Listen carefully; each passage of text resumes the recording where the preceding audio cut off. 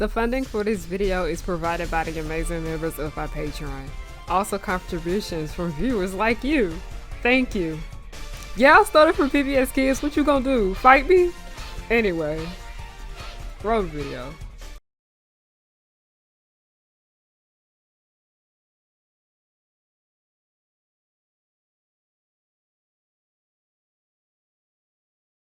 No, okay. Let me tell y'all how Nino was. He was like literally looking at his phone and he was just like, why is this nigga not getting angry? Why? Also, I told y'all I ain't like that bitch Tomo. Are we surprised? No.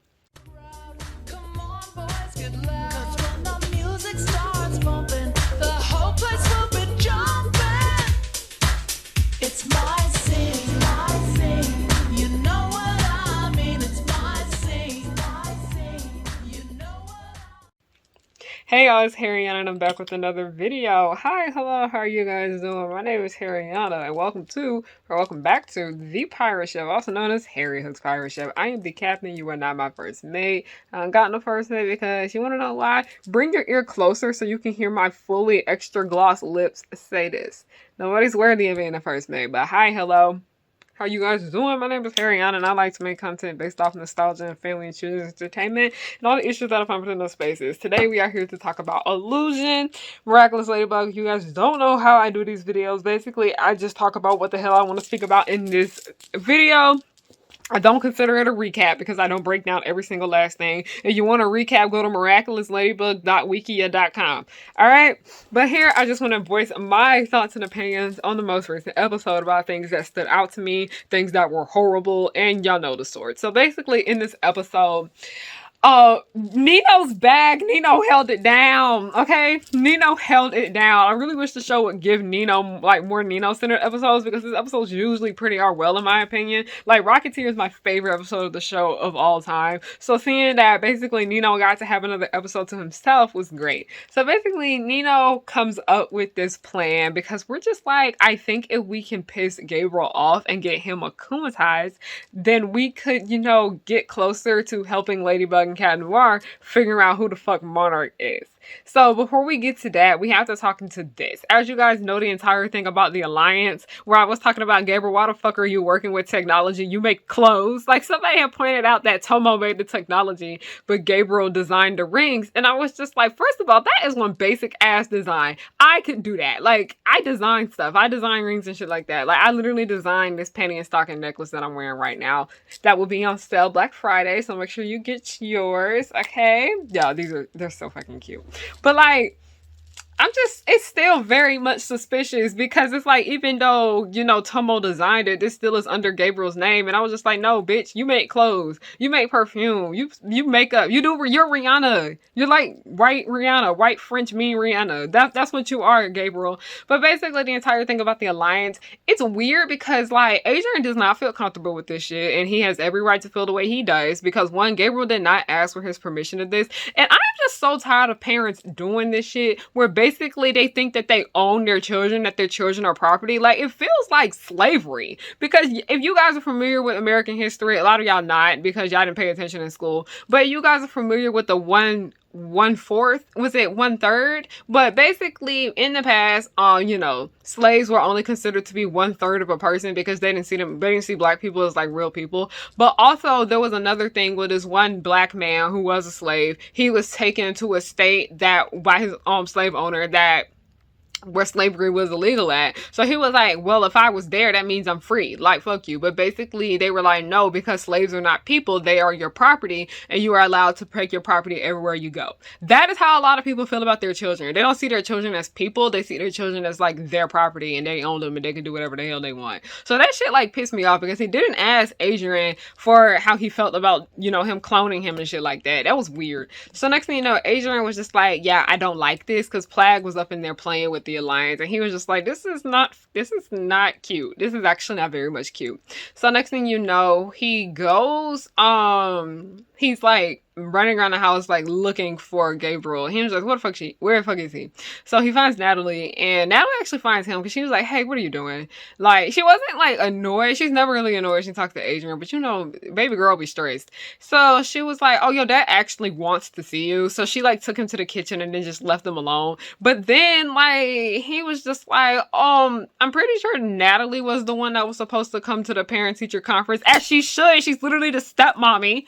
Like, she literally should have went. I'm mad that Gabriel went. His ass ain't never stepped foot in that school. He didn't even want Adrian going to school in the first place. And a lot of y'all seem to forget that Natalie was the one that was able to get Adrian to go to school. So like, don't do my baby like that. But basically, like, she was the one that was gonna go to like the conference with him and everything, because it was like parent teacher conference day and all that shit. Y'all used to fucking hate parent teacher conferences. I do. No, the thing about it is that like I was in my unhinged era.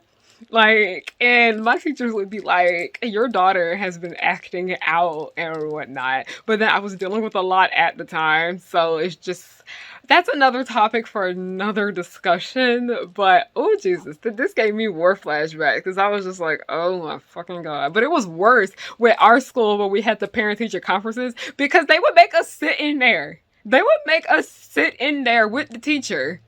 When the teacher was talking shit about us to our parents, and we would just have to sit there and take it. Like, because I remember this girl, she was like, oh, your daughter has a nasty attitude. And I was just like, why don't you want to tell the full story? You were yelling at me when I asked you not to erase the board too quick. Like, but I hated parent-teacher conferences. And oh God, no. But no. But moving on, there was just like, you know, Gabriel was supposed to come to the parent-teacher conference. Natalie was supposed to go. But he was like, no, I'll go. And she was just like, bitch, bye. One thing about Natalie is that she gonna be serving face when she's mad. She be serving face. Okay? Like, don't do Natalie, okay? Bad bitch. Ass fat. 30-ish wings, you came in the pack. Okay, but moving on from that, what happened next that I found very much interesting? Okay, but the scene that happened right after Natalie like left them alone. Basically, Adrian's just like, I don't feel comfortable with, you know, me being on this like alliance shit. I don't like that. I don't like how everybody kind of has a copy of me. And I get that, because a lot of people do have this big ass parasocial relationship with Adrian. Like, I understand why so he's so uncomfortable. Because I remember like celebrities used to do stuff like this back in the day. Like Hannah Montana was a big like problem where they did this shit where basically you would have like a video game where like Hannah Montana was your friend and all of that. And I remember the Descendants video game on the phone that broke and they never fixed it. That's why nobody ever finished the game. Basically you were like friends with like all the kids at Ordon Prep. Like, just so I understood what he was doing, but it was just weird. It was giving like that Kardashian game where you thought you was friends with Kim Kardashian and all of that. That game on Episode. Y'all used to play Episode. Comment down below if you used to play Episode. But there was an Episode game where it would be like you used to date one of the Dolan twins. I was always a Grayson girl, by the way. If anyone wanted to know which Dolan twin was my bias. But there was also another one where you was like friends with Demi Lovato and all that shit. Like, it's weird. Like, a lot of people were talking about, I can't believe he did this. But I was like, no, this is normalized in our culture. Like, this shit is weird. Like, it's very much normal and it happens a lot.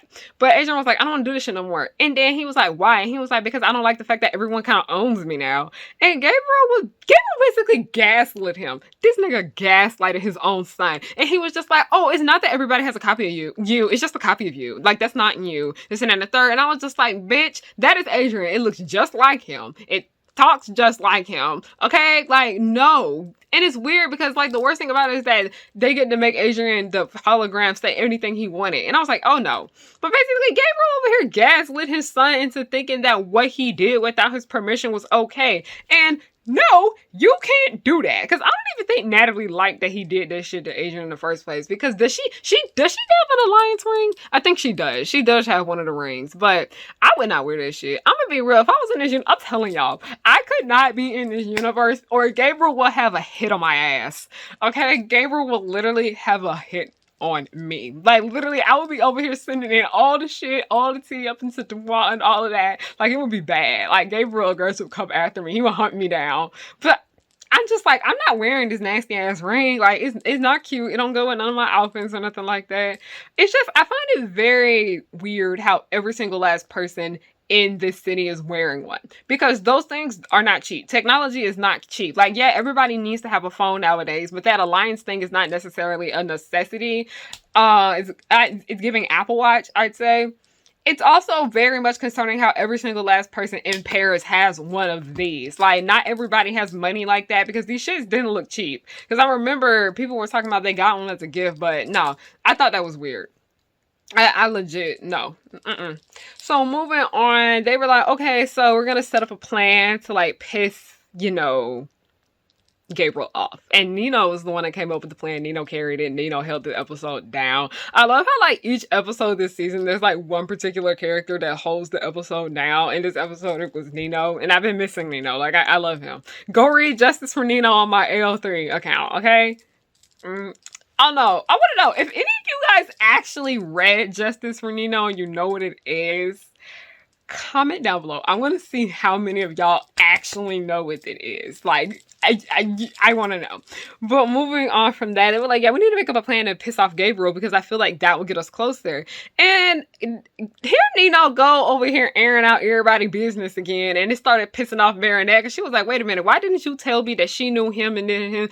Okay, you know that scene in Scooby-Doo Zombie Island where she was like, you are so corny, and I remember somebody on Twitter was like, she didn't even let the joke hit the air. That's how it was. It's like it hit the air that he just aired out that Alia was Rena Rouge and that he was Carapace, and that Alia had told each other. It just like hit the air and it was never brought up again. Like, anyway, there was too much shit going on. But moving on, Lila bitch ass is over here like eavesdropping. And like I said, this is another issue I have with the show. I don't like how they make everyone amazingly stupid when it comes to Lila, okay? There's only, like I said, there's only 3 characters in this show that are not amazingly stupid when it comes to her. That is Natalie, that is Adrian, and that is Marinette. But I don't like how they make Alia a fucking dumbass around Lila, and she's smarter than that. Like, I still don't even like that scene where Alia was able to get Lila to babysit her little sisters and then Nino's little brother. I didn't like that. I don't like how they make the people that are like super duper smart in the series, I don't like how they make them complete idiots when it comes to Lila.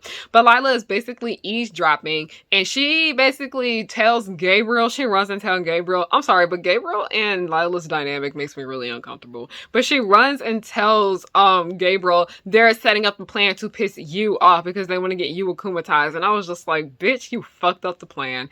You fucked up the plan. Like, but Gabriel, he played along with this. So when they're over here having the parent-teacher conference, everybody's just looking and they're just like, oh, you actually showed up to one of your son's events? No, I kid you not, because I went to school with like a lot of kids that were like in like, they did like extracurricular activities outside of school. Like, they were like Instagram famous and like girl groups and shit like that. I understood that because when their parents would come into the school, we were like, oh, that's so-and-so's parent. They're actually here. I thought they were busy doing stuff. But Gabriel came, they were all sitting in the room. Marinette's mom was about to get her. She was about to collect her. She was like, you are not going to sit here and embarrass me in front of all of these white people. That's literally how Marinette's mother was. Like, she was just like, get it together. But basically, they set up a plan because they wanted to piss Gabriel off. First of all, I don't feel comfortable with walking out the house in all white, because I'm just like, something's gonna get dirty, especially like pants, especially, no, like, if I sit in something, and a lot of these benches be dirty, I be sitting on something and I get up, my whole ass got a dirt print on it. I'm like, no. But why did he leave the, first of all, why did they keep giving Gabriel new models, but they can't do this shit for nobody else? But anyway, they, see Gabriel's wearing all white, and they're like, oh no. And then Marinette like throws pizza on him. This shit took me out. But she was like, oh my gosh, I'm so clumsy. But then Gabriel wasn't getting mad. And then next thing you know, Adrian comes in and like throws spaghetti on him, and it just doesn't work. So then next thing you know, Alia is just like, I'm gonna have to throw the chocolate cake on him. And that's what she did. She threw the chocolate cake on him. And it was just like the secondhand embarrassment. I'm telling y'all, one thing that Miraculous Ladybug has been able to master is the art of secondhand embarrassment. They know how to handle that well, for good and bad reasons. But in this one, it was done pretty well. So that's good. And Gabriel, like, he's playing along with it. So he's just like, I'm gonna pretend to get mad. So he's just like, come on, Adrian, we're going home. And no, I kid you not. They were like, no.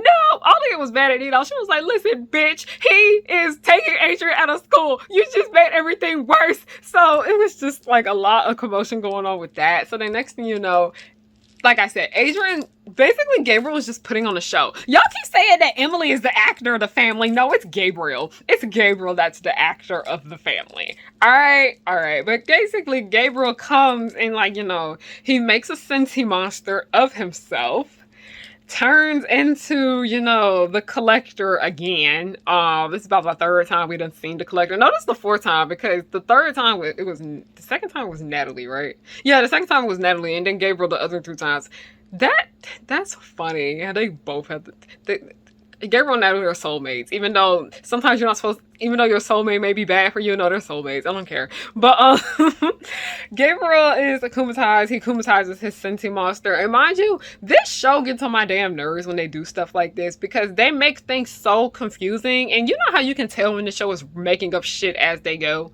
Yeah, like, yeah, making up stuff as they go. Gabriel over here using like 4 different miraculouses at one time. That's why his ass giving out on him. Because you're not supposed to do that. You're not supposed to do that. But yeah, the Kwamis, they going through it.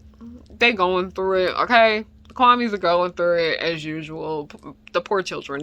I need to go rescue the Kwamis. And things I feel so bad for the Kwamis this season. But also, Chloe makes an appearance. There's just too much Lila in this episode, too. Lila just, like, is so irritating and unbearable. Felix is a better villain. Like, can we just swap out Lila for Felix, please? Like, Lila is unbearable. Like, you remember when I used to say Lila makes my ass itch? She does. It was tingling every time she walked up on the screen. But moving on from that, long story short, you know, Gabriel is just putting on a show. Like, it's literally like he's giving a Broadway performance. He going all out. He pretended to fall into water. That stuff was nasty, by the way. When they went up in the sewage, the sewer water, that was disgusting. Bitch, disgusting. So I hated that. That was just nasty. I felt uncomfortable that entire scene. But, you know, long story short, you know, Gabriel cuts off the act. And mind you, oh my gosh, Nino, poor baby. I'm tired of this show setting Nino up for failure, and it's because no black people are writing for the black characters in this show. And before anyone tries to argue with me, it has been confirmed that Nino's black. Like, literally, that's part of the reason why he ended up getting a new voice actor that is a black man. Y'all are not smart. But basically, Nino shows Gabriel, like, oh yeah, so this is what we saw of you getting like akumatized and all that. And then mind you that nobody else was in that house but Adrian at the time period. So yeah, Gabriel kind of like fucked around and found out that Adrian was like, you know, spying on him, even though he already kind of knew that. Oh, I'm pretty sure that Gabriel saw Adrian, by the way, when he was recording him. He just pretended that he did it.